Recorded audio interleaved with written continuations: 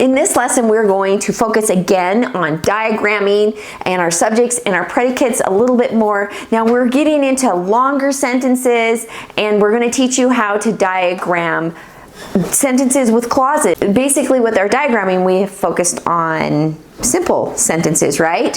So now we're focusing on a little bit more difficult sentences to diagram, and it will help you see what is going on in the sentence. Now let's look at this first sentence. Skiing is a downhill sport, and it is a great sport for families to enhance their relationships. So I know this isn't such a super great sentence, but I really wanted to put it in there like that because I wanted my boys to think about their relationship with their dad, because they go skiing with their dad all the time. So now in this sentence, boys,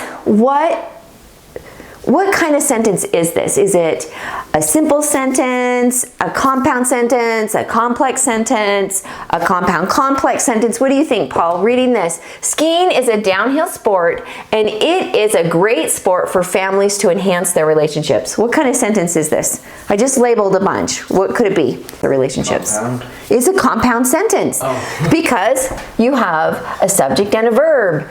Right here with no subordinating word. You have a subject and a verb without the subordinating words, right? So now, with a compound sentence, are they both independent clauses or is there a subordinating clause?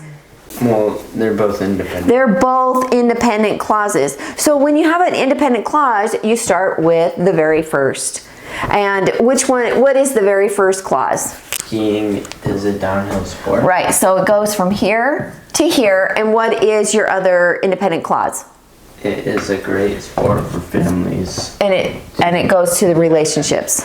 Okay, good. So we're gonna go ahead and start with skiing is a downhill sport. What's your verb? Is. Okay, we have is. Is what? What are they talking about? Skiing. Skiing. So we're gonna put that on a tree because, why are we putting that on a tree? Because it's an ing. Because skiing right here is a gerund. So it has to go on a tree. Now look at this double I. Skiing is the only word that I've ever seen with a double I. You cannot spell INGs next to this. But if you spelled it like this, that would say sky. And this says ski. Just for your guys' information. Okay, so. Because it's a linking verb. This is a linking verb, right? So what do we have? Predicate nominative. Ah, nice. We have a predicate nominative right here for sport. Okay, so what kind of sport is it? Downhill. Right. Then you have your adjectives.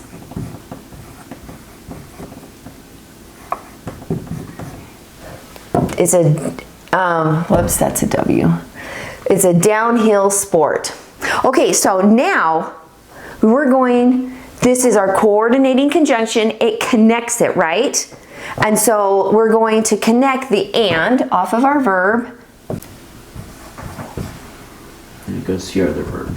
And it's going to go to the other verb, which is what? Is. Is. Is what? Is who? It. Right?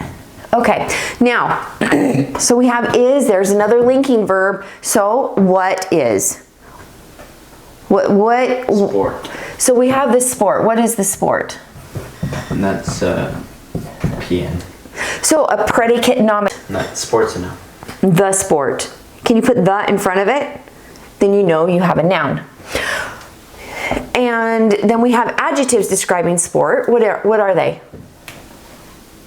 Well, there's one. What's the other one? Great. Now, sport. This tells you right here that you have a noun going on right there. So, for families, what's for families going to go off of? What is for families? That is a prepositional phrase acting as a what? What's it describing? Sport. It's describing sport. So is it acting as an adjective or is it acting as an adverb?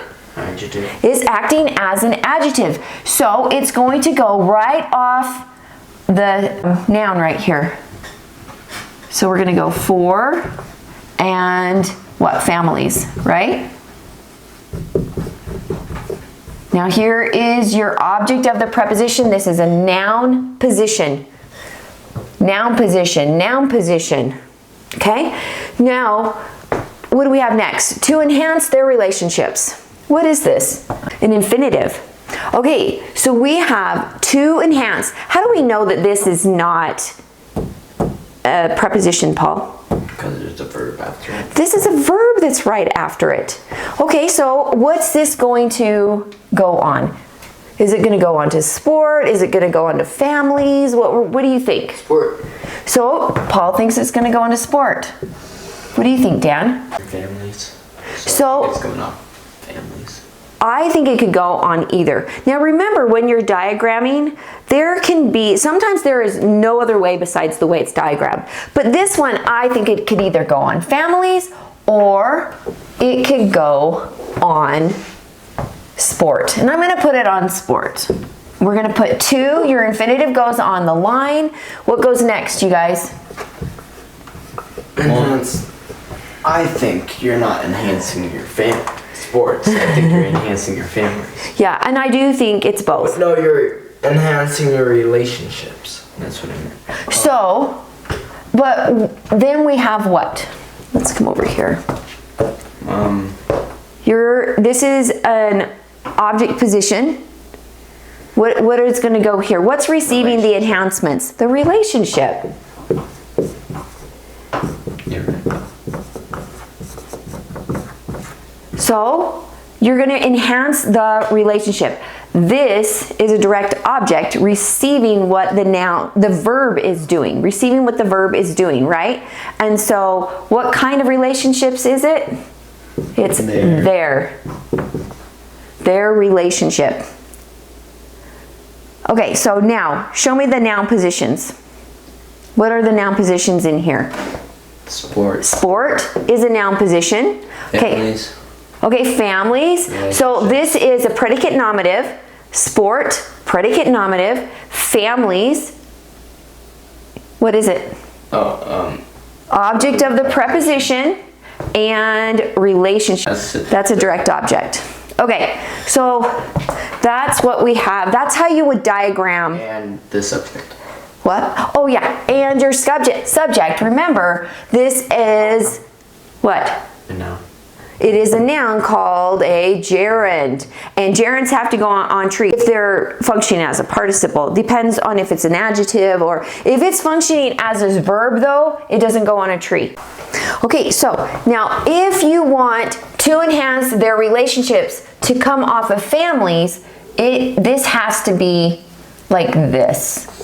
And then you would have to here and enhance, and this would look the same here. So that's how you would do it if you want it to come off of families, because it's describing families.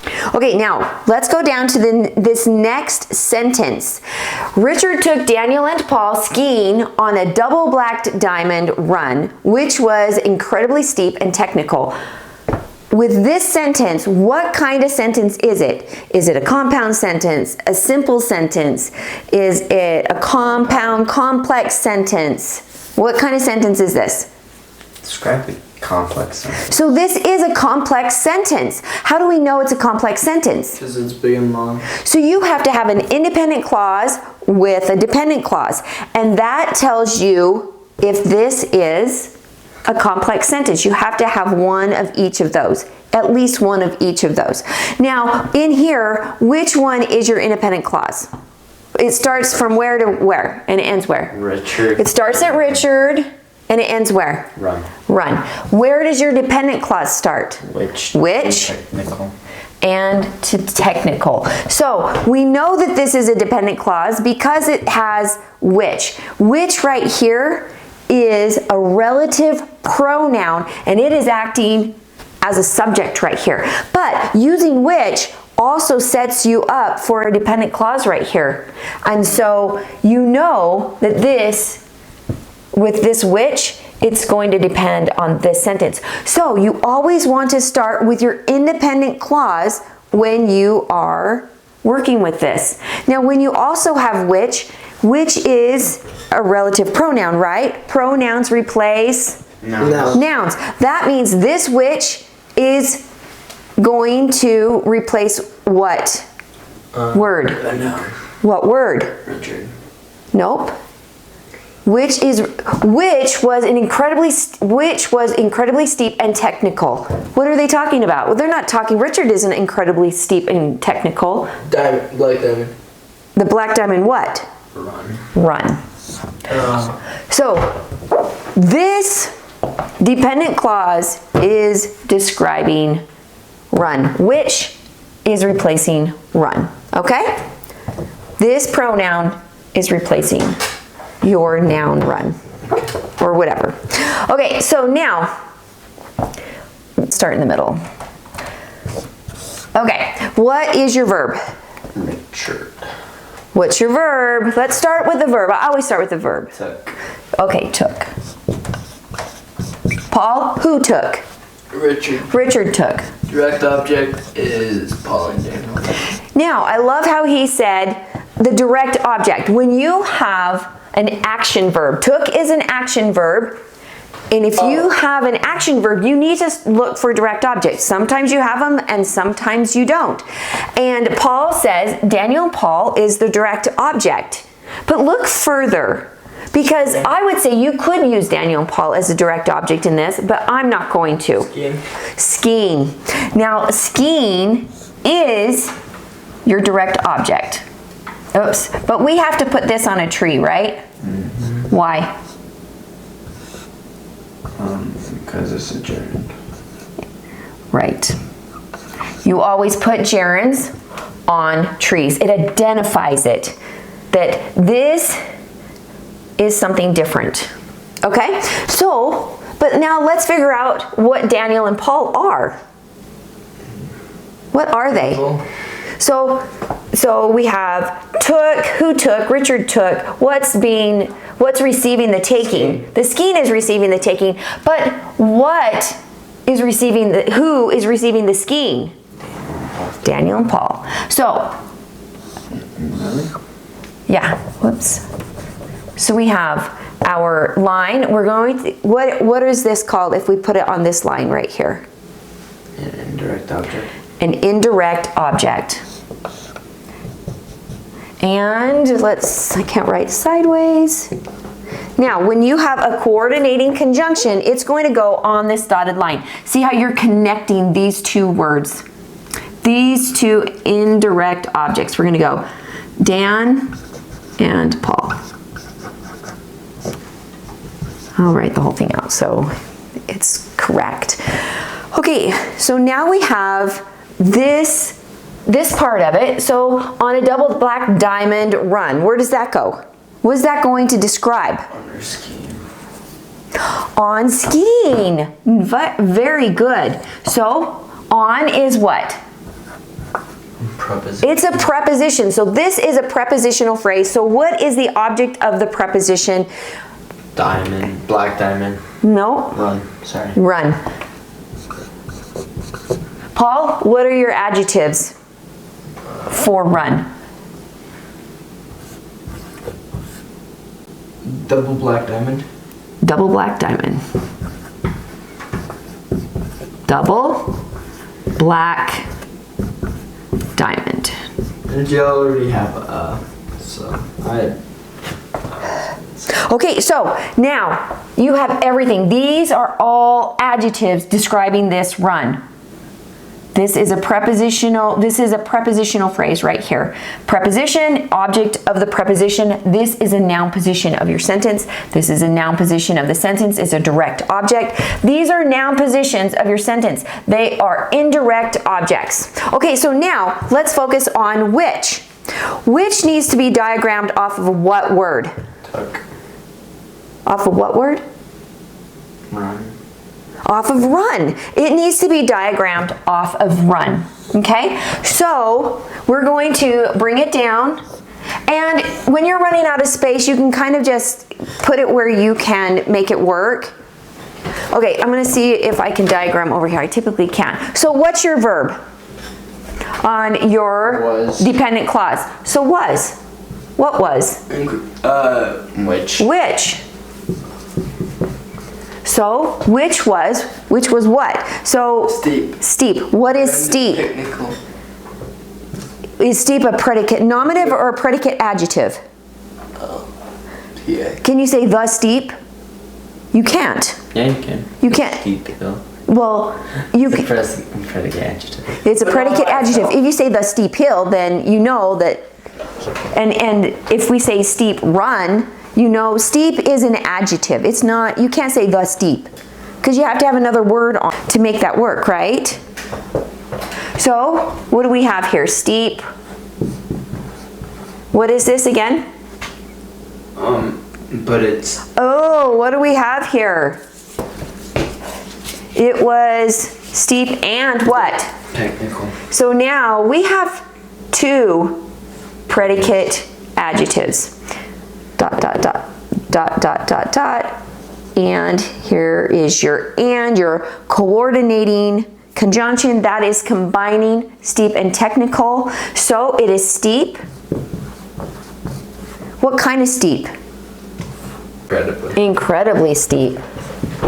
And technical. What? And technical. Incredibly steep. Incredibly steep and technical.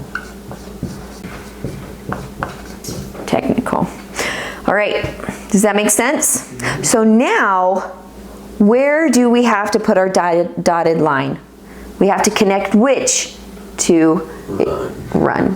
And see how you can just make sure that that run is, you can make it nice and long as it's coming off of that line. Because the last run was so steep, I would like to try a different run. What do we have here? Paul, tell me, what is your independent clause? I have because to steep.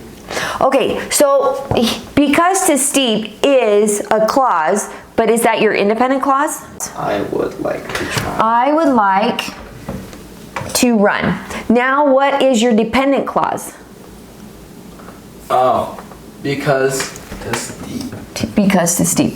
If you're going to start a dependent clause, you need to have a comma. See how right here, this is an adverb. This is a subordinate conjunction, right? This is a subordinating word. This tells you, I'm an adverb. I'm gonna make this whole thing an adverb clause. Right there, that because. Now which can do the same thing. In this one though, it's a relative pronoun because look, it's sitting in the subject. But which can also act as a subordinating word. It didn't in this one, it just set you up for a dependent clause. And see how if it was acting like a subordinating word and it started first, then you would need the comma. But see, since it's following your independent clause, you don't need a comma. But look how this one starts it, it's a comma rule. Make sure you have that down. This is a subordinating word, a subordinating clause. Okay, so now which clause are we going to start with? We start with our independent clause. Okay, so. Would like is your verb. Oh, nice. And then I is your subject. And I is the subject. Is there a direct object? Right here we have. What do you think? Maybe. What? On a tree, if you try it. Nice. So we do have a direct object. It's sitting on a tree, and it's right here. It's an infinitive. Okay. So this infinitive. How do we know it's an infinitive? You have the word to followed by a verb. Okay. So you know it's going to sit on a tree. And we're going to put to, and try is your next word, it's your verb. Now, do we have a direct object that is going to go, what is try describing something? Run. It's going, you're gonna try the run, right? And then different is describing run. And then different is describing run. Oh, it's so hard to write that direction. Okay, now, because the last run was so steep, where is, because the last run, where is it going to go off of? We said it was an adverbial clause, an adverb clause. So adverbs typically go off your verb. They typically, they describe adverbs, what? Run has on it. Oh, whoops. Oh, thank you. Okay, so they typically, adverbs typically go off of adverbs, adjectives, and your verbs. Most of the time they go off your verb. So where are we going to connect your because? Would like.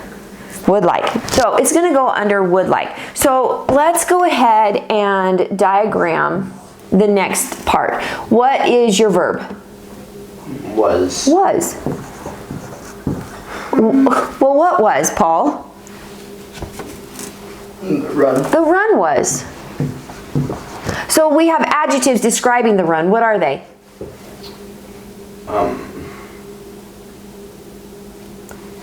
Last. What? Last and steep. Let's see. The last. Okay, so we have run was. What is so steep? So look, you have a linking verb here. So you know that you're not going to look for a direct object. So you're either going to look for a predicate adjective or a predicate nominative. What is it going to be? Because you have more words. Is that predicate adjective or predicate nominative? P. It's a predicate adjective, right? So steep and so.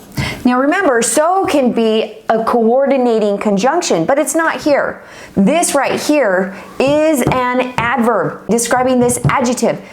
Here's your adverb describing this adjective. Now we have the word because.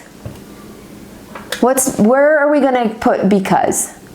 Dotted line on the verbs. Dotted line connecting these two. Okay, because. And that's how you would. My personal preference is this way. And I know there's some other ways that you can diagram it, but this is my personal preference on this. Let's talk about your subject and your predicate. Okay, so the skiing right here is the simple subject. But it's also the complete subject because there's only one word in it. Now, is the simple predicate with just the verb. But the complete predicate for this clause is this whole thing. Now remember, you can have lots of subjects and predicates in sentences. A big old long sentence can have like 5, 6, 7 subjects and predicates. You need to know when your clauses start and when they end. What verb is going to what subject? You have to know that. Because when you're writing and you're connecting a verb wrong to the wrong, then it's confusing for the reader. Now, look at this. Is the simple subject or the complete subject? It's just a simple. This is the simple. And this is the simple. This is the simple predicate, the simple subject. But this right here, this and all of that is your complete predicate. How about this word? What is Richard? Complete subject. The complete subject, but that is also the simple subject. Since there's only one word, I wanted to put, let's say we added another person in here. We could say Chad, and you would still have this connecting here. So you can have 3, 4, 5, 6 right in here.